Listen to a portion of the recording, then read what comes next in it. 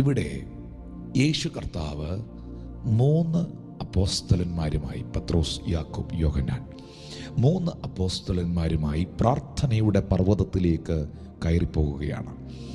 എന്നാൽ ആ സമയത്ത് ബാക്കി 9 അപ്പോസ്തലന്മാർ ഈ പർവ്വതത്തിൻ്റെ താഴ്വരയിൽ യേശുവിനെയും പത്രോസിനെയും യാക്കോബിനെയും യോഹന്നാനെയും കാത്തു നിൽക്കുമ്പോൾ ഒരു പിതാവ് തൻ്റെ മകനെയും കൊണ്ട് യേശുവിനെ കൊണ്ടൊന്ന് പ്രാർത്ഥിപ്പിക്കുവാൻ വേണ്ടി വന്നു.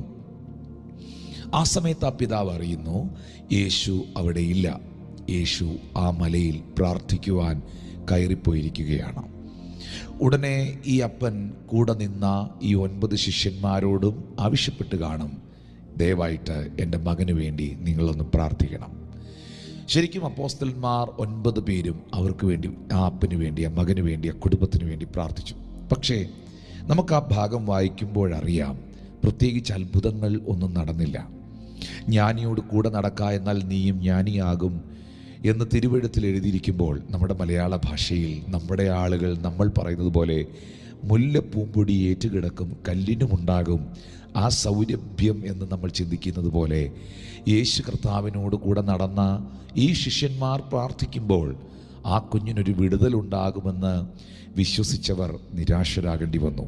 കാരണം ആ പൈതലിൽ ഒന്നും തന്നെ സംഭവിച്ചില്ല.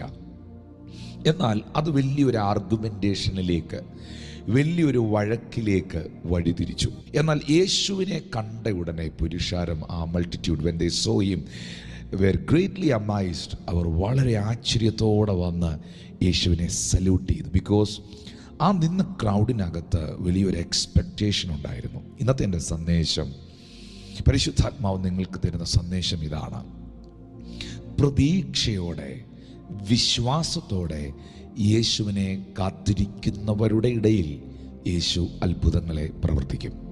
ആ പുരുഷാരത്തിൽ വലിയൊരു പ്രതീക്ഷ ക്രിസ്തുയേശുവിൽ ഉണ്ടായിരുന്നു. 2, ശിഷ്യന്മാർ പ്രാർത്ഥിച്ചിട്ടും അവിടം വരെ വന്ന് യേശു ഇല്ലെന്നറിഞ്ഞിട്ടും ആ കുഞ്ഞിലൊരു അത്ഭുതം നടക്കാതിരുന്നിട്ടും ഈ അപ്പനും മകനും നിരാശരായി പ്രാർത്ഥിച്ചവരെ പഴി പറഞ്ഞ് വിമർശിച്ച് അവിടുന്ന് മടങ്ങുകയല്ല. യേശു വരുന്നതുവരെയും ഈ പിതാവും ഈ മകനും ഈ പുരുഷാരവും അവനെ കാത്തിരുന്നു. പ്രിയപ്പെട്ടവരെ, ആരൊക്കെ ദൈവത്തെ കാത്തിരിക്കുന്നുവോ, ആരൊക്കെ ദൈവപ്രവർത്തികളെ കാത്തിരിക്കുന്നുവോ, ആരൊക്കെ ജീവിതത്തിൽ പ്രാർത്ഥിച്ച പ്രാർത്ഥനകളുടെ മറുപടികളെ കാത്തിരിക്കുന്നുവോ, അവരുടെ എല്ലാം ജീവിതത്തിൽ സർവശക്തനാകുന്ന ദൈവം അത്ഭുതത്തെ പ്രവർത്തിപ്പാനിടയാകും.